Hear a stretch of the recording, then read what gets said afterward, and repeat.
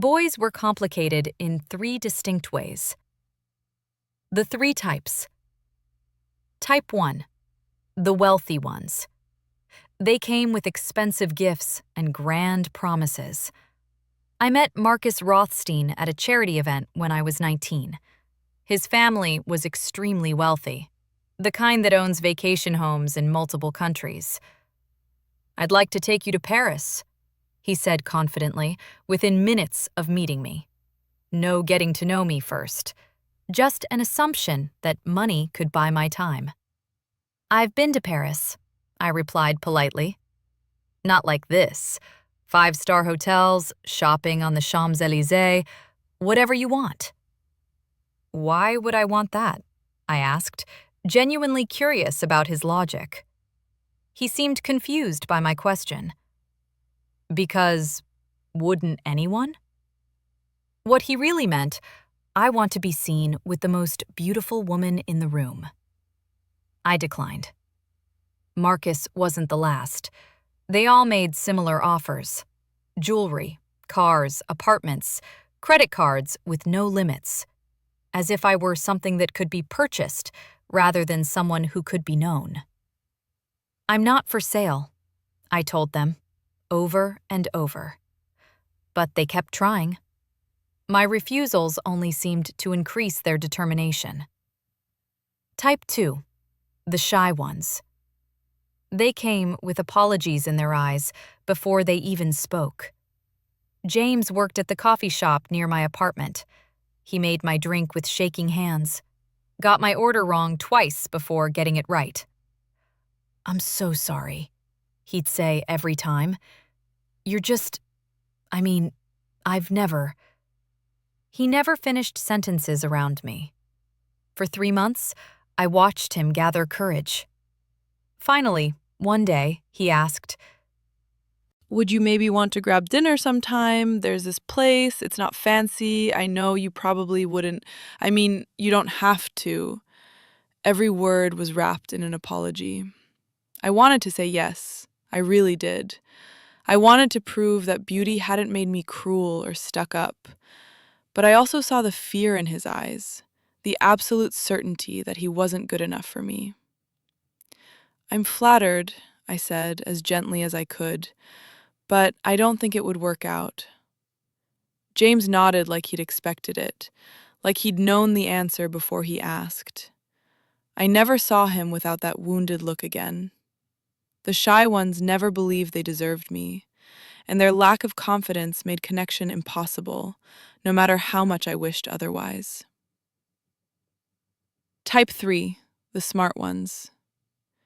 They came with their achievements like shields. "I just finished my PhD at Princeton," David announced within 5 minutes of meeting me at a gallery opening. "Published in major scientific journals. It's quite technical, molecular biology. Do you know what that is?" The condescension was barely hidden. This was their approach. Make me feel intellectually small.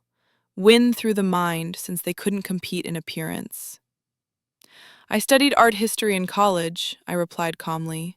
"I'm familiar with scientific research methods and peer review processes." "Oh, art history." He smiled like I'd said something adorable. "Well, beauty and brains. That's a rare combination." As if the two couldn't possibly exist together naturally. They couldn't just appreciate me. They had to put me down first to feel bigger themselves. I excused myself and left him talking to empty air. The smart ones all followed the same script. Credentials first, subtle insults second. Hurt feelings when I proved knowledgeable. Bitterness when I said no. None of them wanted to know me. They wanted to conquer me. The gift economy. By my mid-20s, I had built a successful career in public relations. I was genuinely good at my job, skilled at understanding people, reading situations, crafting messages that resonated. But my beauty overshadowed everything. I earned my position, I'd explain to friends, but everyone assumed I was hired to look pretty in meetings, that I was decoration, not a real professional. At work, my female colleagues had complicated feelings about me.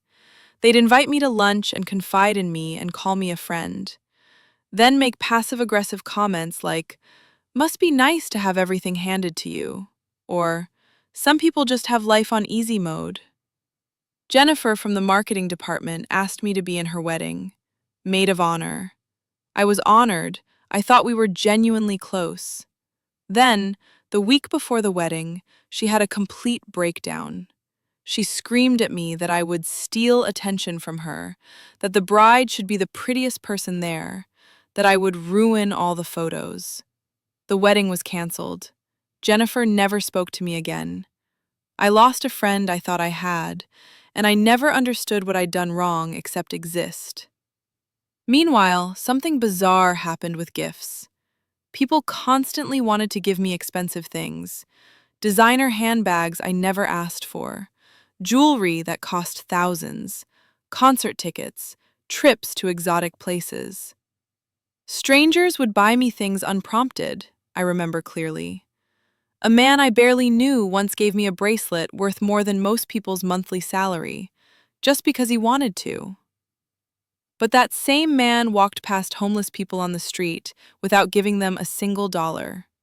He'd spend a fortune on me, but wouldn't donate to charity when asked. I noticed this pattern everywhere. The same people who showered me with expensive gifts wouldn't help those genuinely in need. The gifts weren't about generosity. They were about being associated with beauty, about claiming some connection to me. I tried redirecting their generosity. Instead of buying me gifts, please donate to this charity I support. Most refused. The gift had to go to me specifically, or it held no value for them. I started declining everything, built walls of refusal around myself. The attempts never stopped. The mirror years. Something changed when I entered my 30s. I found myself spending longer and longer periods looking in mirrors. Not from vanity, from confusion. "I need to check," I'd explain to one of my few remaining friends, "to see if I still look the same, because I can't feel what everyone else apparently sees. I look at my reflection and I see just a face, a regular face, but people keep reacting like I'm something supernatural." I'd study my features obsessively, try to understand what specific combination created such intense reactions in others. Why my face but not someone else's? Why this exact arrangement of features? What's the actual difference between me and someone considered average? I couldn't see it. I compared myself to famous actresses and supermodels, found tiny differences, tried to measure something that can't be measured. Maybe I'm even more beautiful than I realize, I'd think. Maybe that's why people act so strangely around me.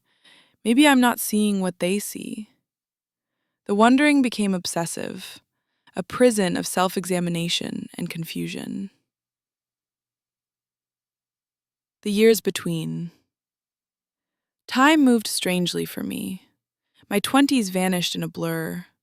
I dated occasionally, brief relationships that lasted weeks or months. They always ended the same way. Either he'd confess, "I feel like I'm not good enough for you." Like you're going to realize you could do so much better and leave me. Or I'd realize, he doesn't actually know me. He fell in love with how I look, not who I am as a person. My 30s arrived quietly. I'll meet someone eventually, I told myself. The right person will come along who sees past all this. But the right person never came. The wealthy still approached with their wallets open. The shy still hesitated and apologized.